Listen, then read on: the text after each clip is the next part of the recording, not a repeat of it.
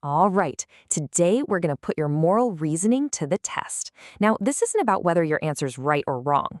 Not at all. It's about how you get to that answer. That's the fascinating part. So, to get us started, let's jump right into a classic moral dilemma. This single story is the foundation for everything we're talking about today.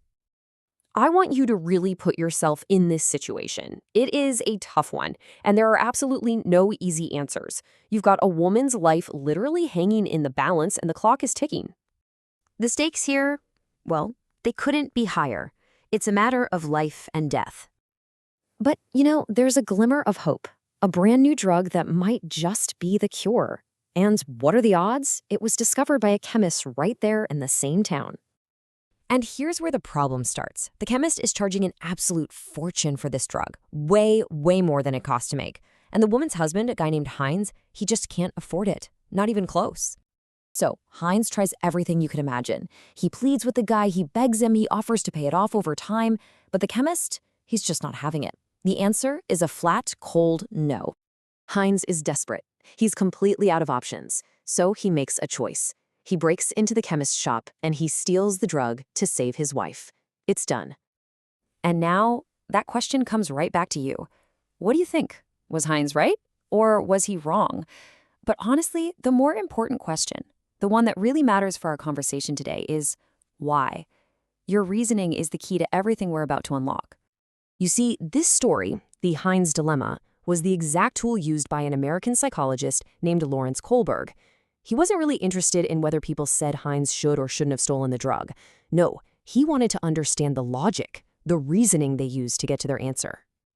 So, Kohlberg came up with this idea that our moral reasoning grows through three big levels. You can kind of think of it like an expanding circle of what we care about. First, it's just about ourselves.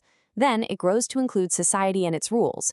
And for some people, it expands even further to include these big, abstract, universal principles.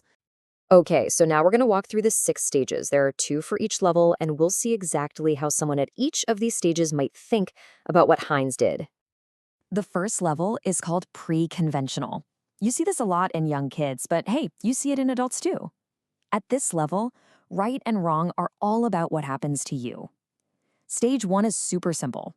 Will I get in trouble? It's all about avoiding punishment. Stage 2 is a little more complex, but it's still all about you. It's that what's in it for me kind of thinking.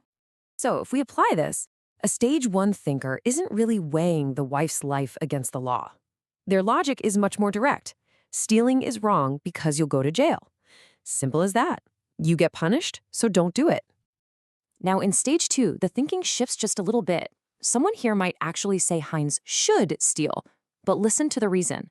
It's because Heinz will be happier if his wife is still around. See, the theft serves his own personal interests. It's a very pragmatic, self-focused kind of deal. All right, next up, we hit the conventional level. And Kohlberg found that most of us adults, we operate right here.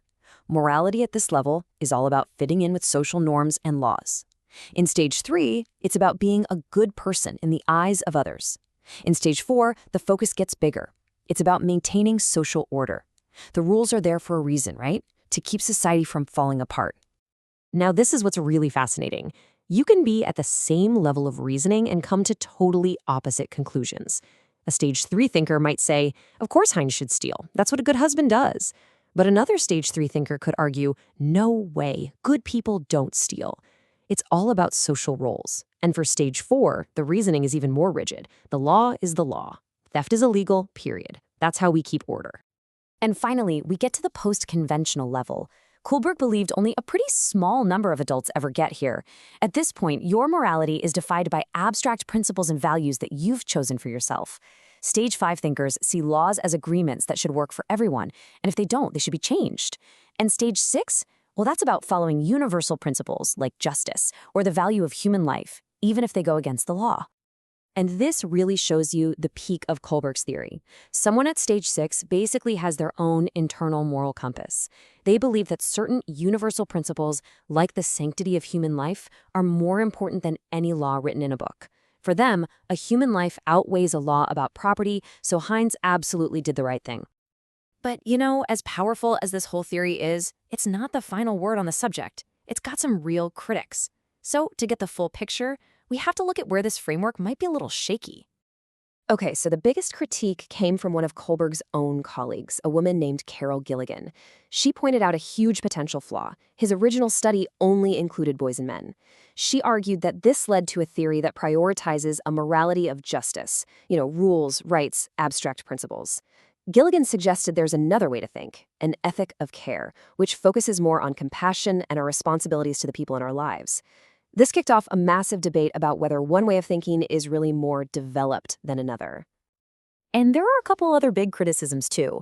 For one, think about the original study. Can a bunch of teenage boys really understand the deep complexities of marriage and death that Heinz was facing? Maybe not.